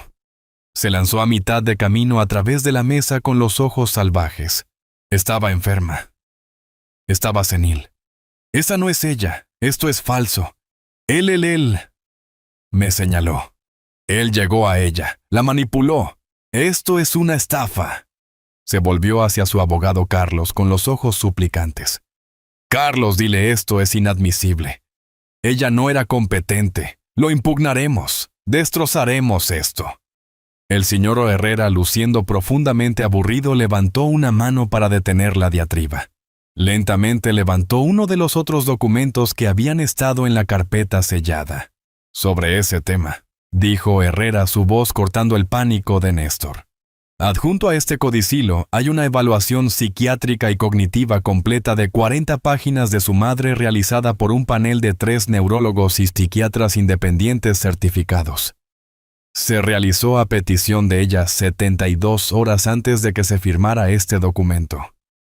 Resumiré sus hallazgos para usted». Miró directamente a Néstor, sus ojos como hielo. En su opinión experta unánime y legalmente vinculante, su madre estaba, y cito, totalmente lúcida en pleno dominio de sus facultades, y poseedora de una agudeza mental que de hecho era superior al 99% de las personas en su grupo de edad. Dejó caer el informe sobre la mesa con un golpe sordo. Ella no estaba, señor Torres, loca. Ella estaba, como dice aquí, finalmente harta. Ahora sí se me permite continuar. Néstor se hundió de nuevo con la boca abierta, haciendo pequeños sonidos de trago. Se le habían acabado los movimientos. Se le había acabado el aire. Herrera volvió a la carta de Isabel. Su voz se convirtió una vez más en el recipiente de su confesión. La verdad, Néstor, es esta. Hace 20 años, Diseños Montoya estaba al borde del fracaso total y catastrófico. Yo había tomado una serie de decisiones terribles e imprudentes. Me había excedido. Había confiado en las personas equivocadas. Me enfrentaba no solo a la bancarrota, sino a cargos criminales por fraude y negligencia. Iba a perderlo todo. La casa, la compañía, mi nombre. Iba a prisión. Cerré los ojos. Estaba de vuelta allí. En esa oficina oscura, ella en el suelo llorando, suplicando. Sentí el viejo peso frío de esa noche asentarse sobre mí. Se nos dio una salida. Leyó Herrera. Un trato con un grupo de inversores desagradables. Un trato que salvaría a la compañía, pero requeriría que laváramos su dinero a través de sus operaciones. Estaba atrapada. Si decía que no iba a prisión por fraude. Si decía que sí, eventualmente iría a prisión por lavado de dinero. Fui una cobarde. Colapsé. Estaba lista para dejar que el mundo entero ardiera. Y entonces tu padre intervino. Escuché un pequeño sonido ahogado a mi izquierda. Era Néstor. Estaba negando con la cabeza, con las manos sobre las orejas, como si pudiera bloquear las palabras. Tu padre, el hombre al que has pasado 20 años llamando criminal, tomó una decisión. Para protegerme. Para protegerte. Él aceptó el trato. Puso su propio nombre, su propia carrera, su propia licencia en la línea. Creó las empresas fantasma. Tomó las reuniones en habitaciones oscuras. Manejó las transferencias bancarias. Hizo el trabajo sucio para que mi nombre, el nombre Montoya, pudiera permanecer limpio. La voz de Herrera era implacable. Canalizó todo el riesgo hacia sí mismo. Construyó un cortafuegos legal a mi alrededor de la compañía, y se paró en el fuego. Y cuando el FBI finalmente vinieron por él. Porque eso es exactamente lo que él había planeado. Confesó Néstor. Confesó crímenes que no cometió. Negligencia, fraude. Para encubrir el verdadero crimen, el lavado de dinero del que yo era responsable. Perdió su licencia. Perdió su reputación. Perdió toda su carrera. Lo hizo para salvarme. Para salvar la compañía que ahora reclamas tan arrogantemente como tuya. ¿Y qué hice yo? Leyó Herrera, su voz bajando. ¿Qué hice yo como recompensa por este sacrificio? Te escuché a ti. Escuché tu veneno. Me dijiste que era un criminal. Me dijiste que nos había humillado. Y yo en mi vergüenza y en mi cobardía estuve de acuerdo. Dejé que esa fuera la historia. Me divorcié de él. Lo abandoné. Dejé que tú, nuestro hijo, lo trataras como basura. Porque estaba aterrorizada de que si alguna vez supieras la verdad, me mirarías con el mismo desprecio que tenías por él. Fui una cobarde, Néstor. Y dejé que te convirtieras en esto. Este cascarón de hombre codicioso, arrogante y vacío, que se burla de la misma persona que sacrificó todo para que pudieras tener esta vida. La fortuna de $160 millones que estabas tan ansioso por reclamar. Existe por una razón, y solo una razón. Existe porque tu padre Julián Torres la salvó. El silencio en la habitación era absoluto. Era un vacío pesado y sofocante. La voz de Herrera leyendo las últimas palabras de Isabel era lo único que existía. Ya no era solo un abogado. Era el recipiente de una confesión que estaba reescribiendo 20 años de historia en tiempo real. Néstor estaba completamente quieto. Ya no negaba con la cabeza. No se cubría las orejas. Solo miraba fijamente. Mirando la superficie pulida y vacía de la mesa, su rostro una máscara de blanco ceroso como un cadáver. Parecía un hombre al que le habían dicho que el mundo se acababa. Y él era el único que no lo sabía. Herrera continuó su voz firme e implacable. Tu padre, leyó, no es un coas. No es un criminal. No es un fracaso. Es un héroe. El tipo de hombre que hace un sacrificio tan profundo, tan completo, que personas como tú y yo ni siquiera podemos comprenderlo. Quemó su propia vida hasta los cimientos para mantenernos calientes.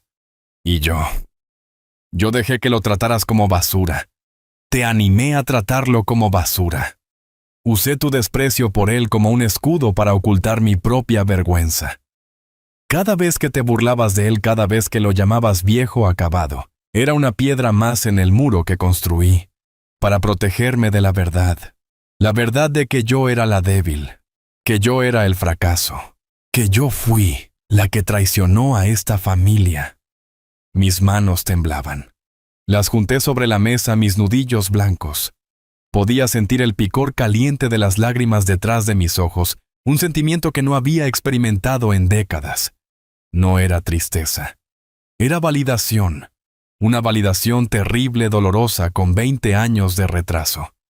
La voz de Herrera seguía adelante, cada palabra un golpe de martillo desmantelando toda la base de la vida de mi hijo. Esta fortuna de $160 millones, leyó. Este imperio que has estado esperando heredar como un príncipe mimado no existe gracias a ti. Ni siquiera existe gracias a mí. Existe en su totalidad gracias a Julián Torres. Tú, Néstor. Las palabras de Isabel eran ahora un asalto directo y brutal. Nunca has trabajado un día real en tu vida. Nunca has construido nada. Nunca has sacrificado nada. Solo eres un parásito, una criatura de apetito. No has hecho nada más que gastar dinero que no ganaste todo mientras te sentabas a juzgar al único hombre que realmente lo ganó para ti. Eres un consumidor viviendo de las obras de su honor. Las palabras aterrizaron. Las vi aterrizar. Néstor hizo un sonido. Era un ruido pequeño de animal roto, un sonido desde lo profundo de su pecho. No, susurró a la mesa.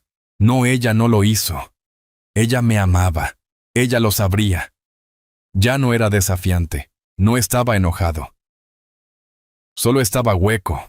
Toda la narrativa de su vida, su madre brillante e infalible, su padre criminal, e inútil su propio estatus como el heredero legítimo, había sido total, completa e irrevocablemente incinerada en el espacio de 5 minutos.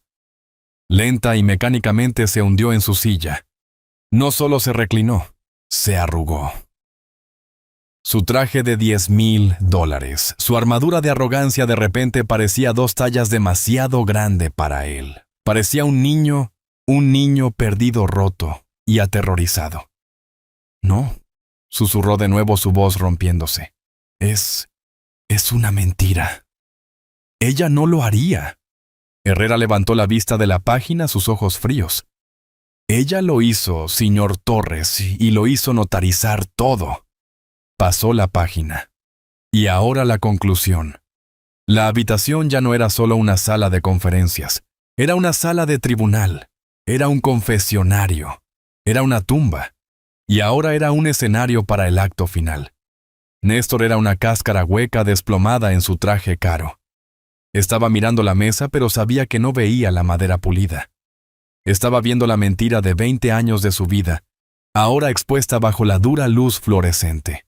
Carlos y Sofía estaban congelados, sus propias ambiciones mezquinas completamente irrelevantes.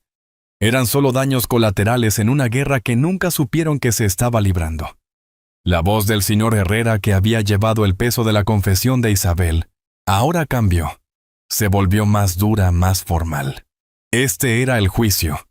Esta era la palabra legal final y vinculante. Pasó la última página del codicilo. La carta de su madre. Dijo mirando directamente a Néstor. Sirve como preámbulo legal y moral para el artículo final vinculante de su última voluntad y testamento. Reemplaza todo lo que vino antes. Este es el artículo 8, la disposición final. Se aclaró la garganta. Comenzó a leer.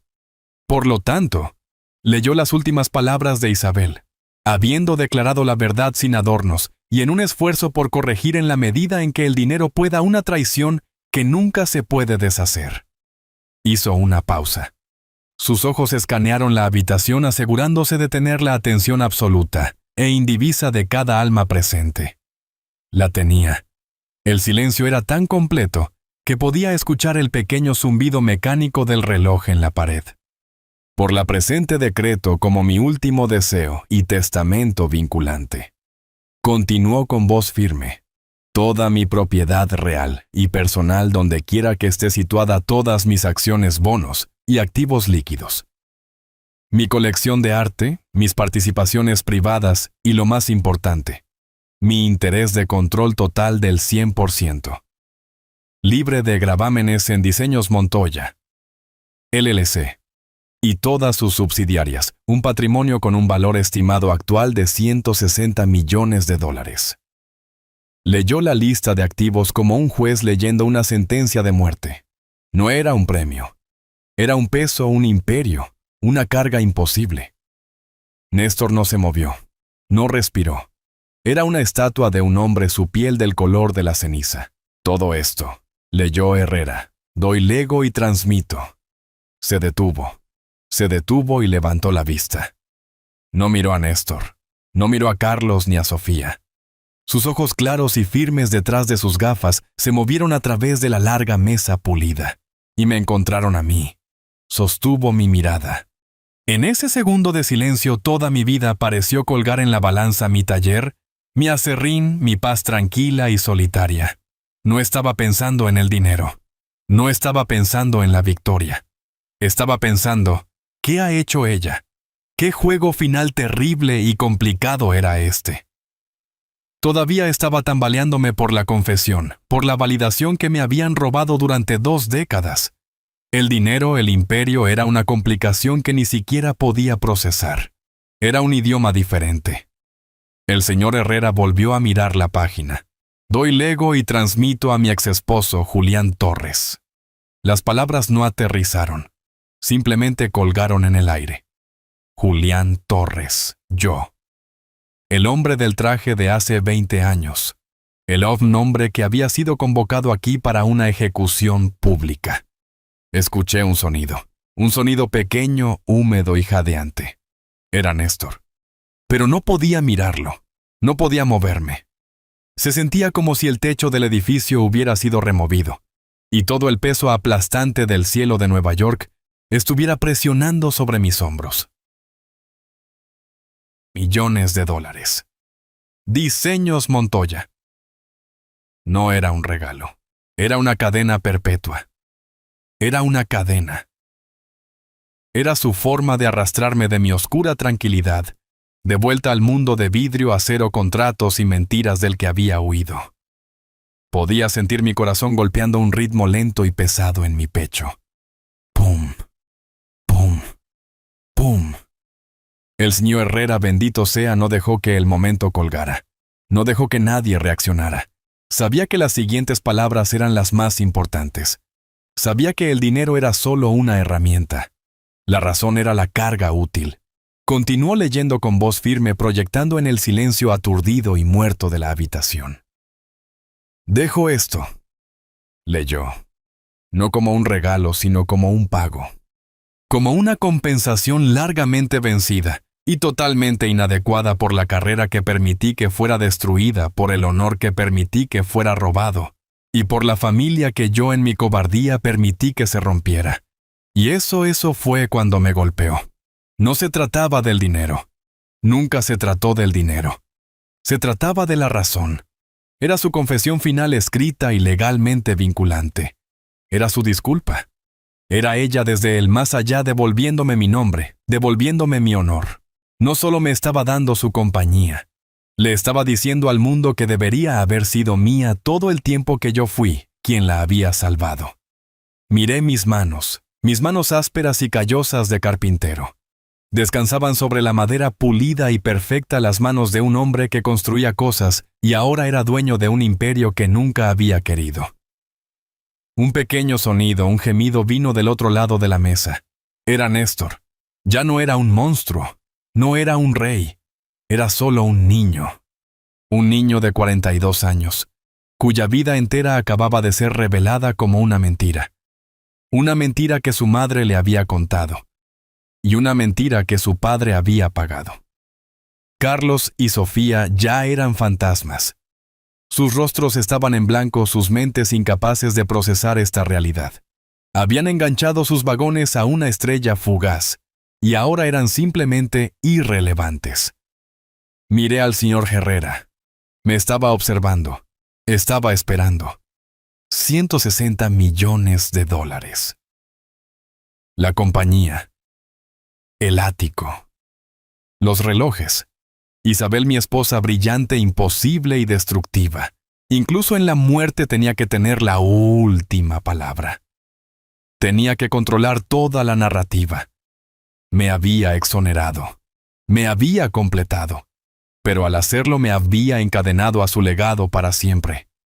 Me había dado todo y de alguna manera me había quitado todo de nuevo. Mi vida simple había terminado. Mi hijo Néstor era una ruina. Era un edificio que había sido implosionado. Se sentó allí con la boca medio abierta, los ojos en blanco, y desenfocados todavía tratando de procesar el hecho de que todo el universo de $160 millones que pensaba que estaba heredando acababa de desvanecerse. Desapareció y me fue entregado a mí, el hombre al que despreciaba más que a nadie en la tierra. Respiraba en jadeos cortos y superficiales como un hombre ahogándose. Carlos y Sofía estaban completamente a la deriva. Su gallina de los huevos de oro no solo había dejado de poner huevos, había explotado. Podía ver el pánico en los ojos de Carlos, los engranajes en su cerebro de rata girando tratando de encontrar un nuevo ángulo, una nueva estafa y sin encontrar nada. Sofía estaba simplemente blanca. Su máscara de maquillaje parecía una concha de porcelana y se estaba agrietando. Herrera, el ejecutor de este testamento devastador, no había terminado. Todavía sostenía el codicilo. Había un último asunto, y finalmente Herrera dijo su voz tan implacable como el mazo de un juez. Llegamos al legado final. Miró a mi hijo, y para mi hijo Néstor Torres. Al sonido de su nombre, un destello pequeño y patético de... Algo brilló en los ojos muertos de Néstor. No era esperanza. Era más primitivo que eso.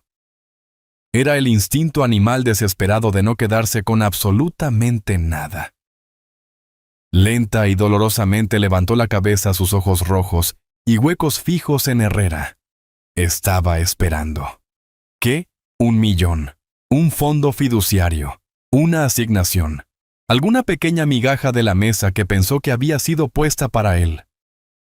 El señor Herrera lo miró. No había lástima en su mirada. No había emoción en absoluto. Era solo la ejecución fría final de su deber.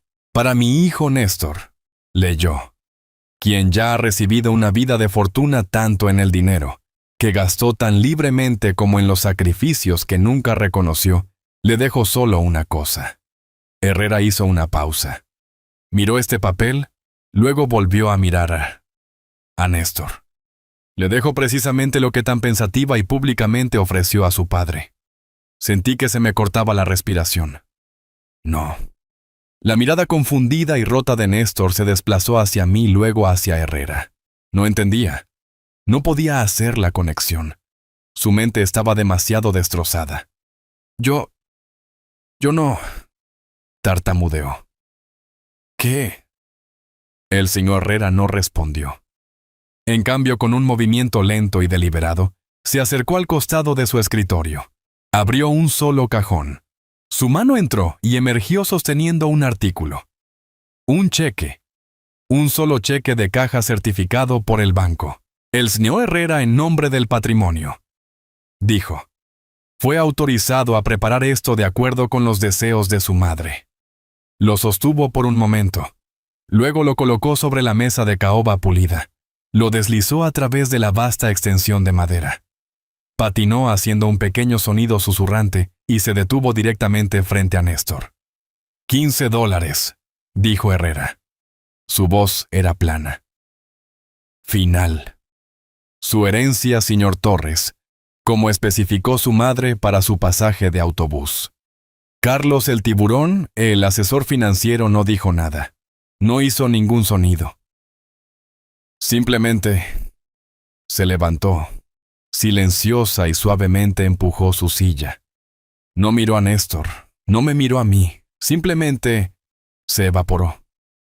Recogió su propio maletín y salió rápida y silenciosamente de la sala de conferencias. Se había ido. Sofía, por otro lado, no guardó silencio. Miró el cheque. Miró la cara rota y patética de Néstor. Y su expresión, que había sido de shock, se cuajó en otra cosa. Era puro asco no adulterado. La repulsión de un depredador por una pareja que de repente se había vuelto débil. El hombre al que se había unido la fuente de los bolsos Birkin y la vida en Park Avenue era... nada.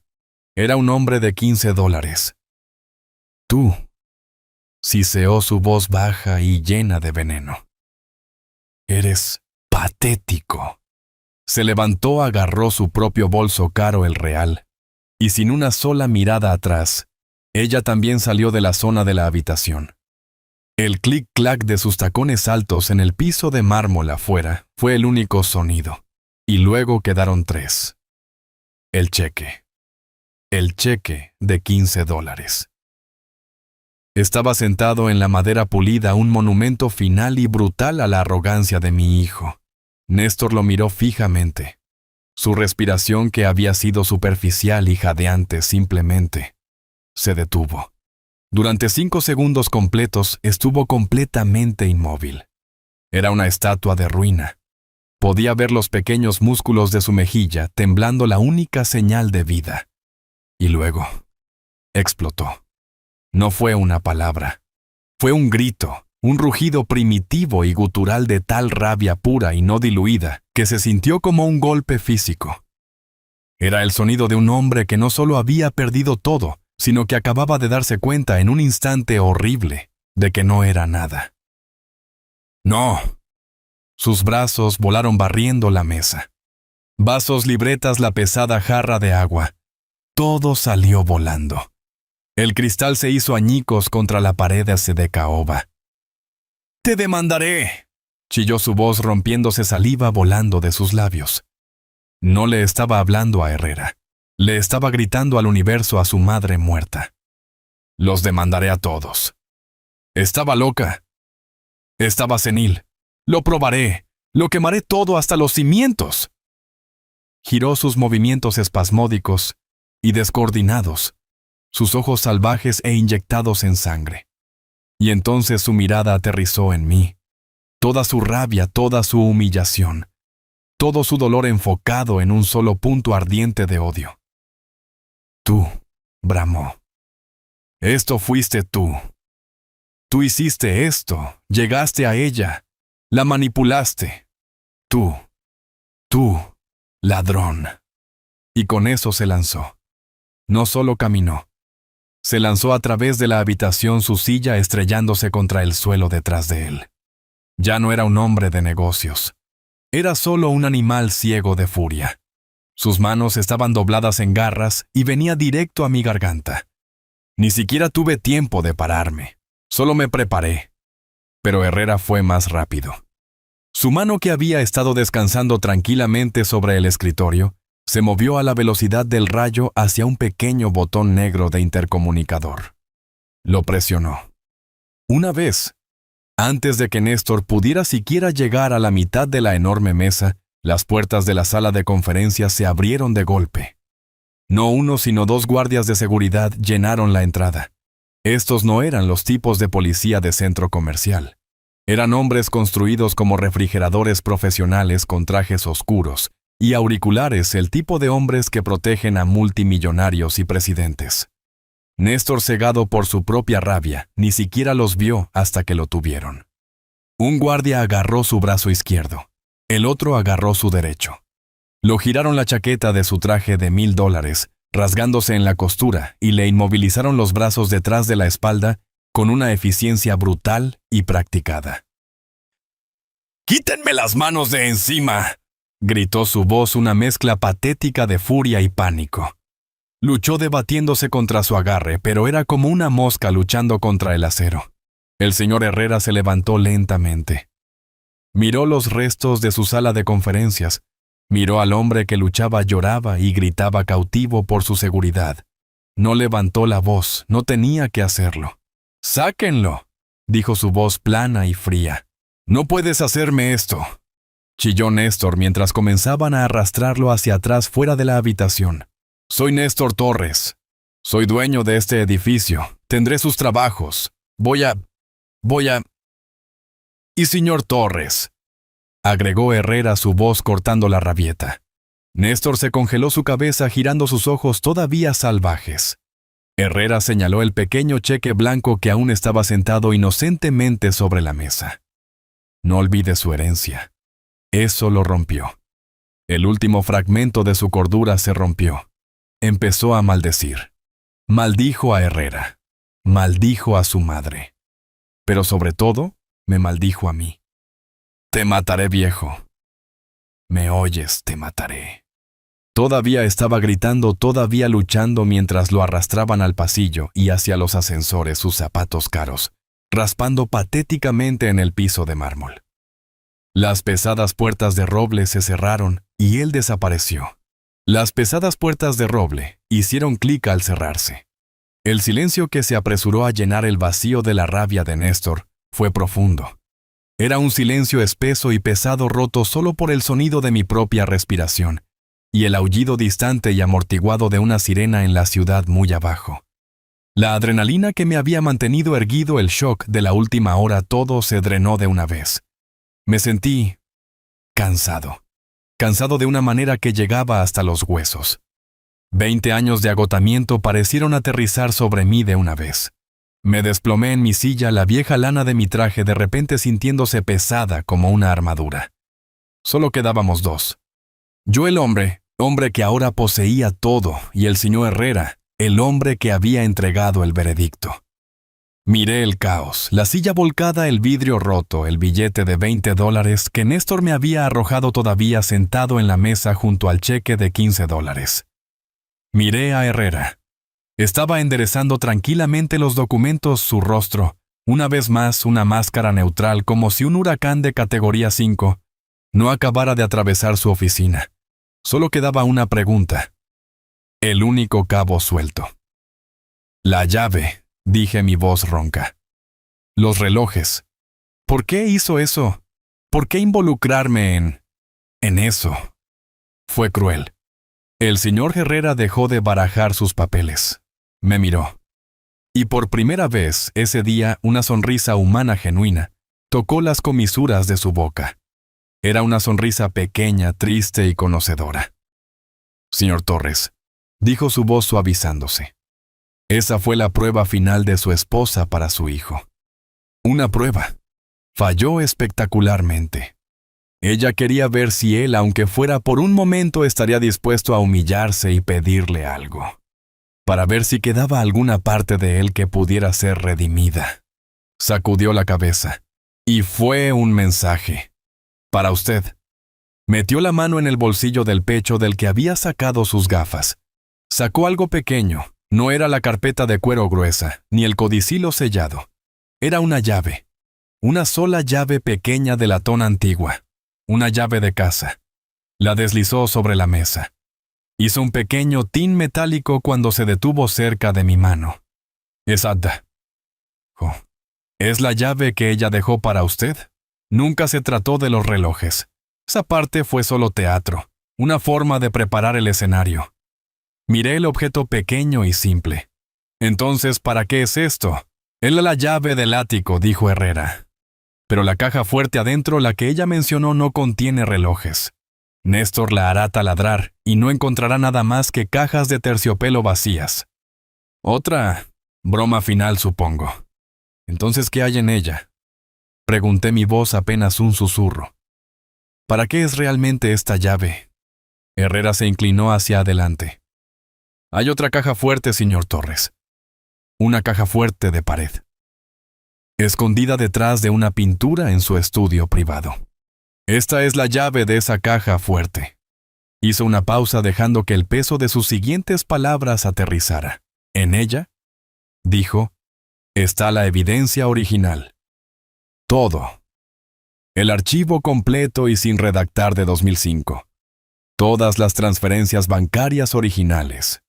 Todos los documentos de la compañía fantasma que usted firmó. Y lo más importante, todos los correos electrónicos y cartas que ella le envió, rogándole que lo hiciera. Mi corazón se detuvo. Ella lo guardó todo, dijo Herrera en voz más baja. Mantuvo toda la verdad sin adornos encerrada durante 20 años. La confesión que escribió. Todo está respaldado por esto. Ella quería que usted fuera quien lo encontrara. Quería que usted fuera quien decidiera si hacerlo público o no. El dinero. Esa fue su disculpa, pero esto.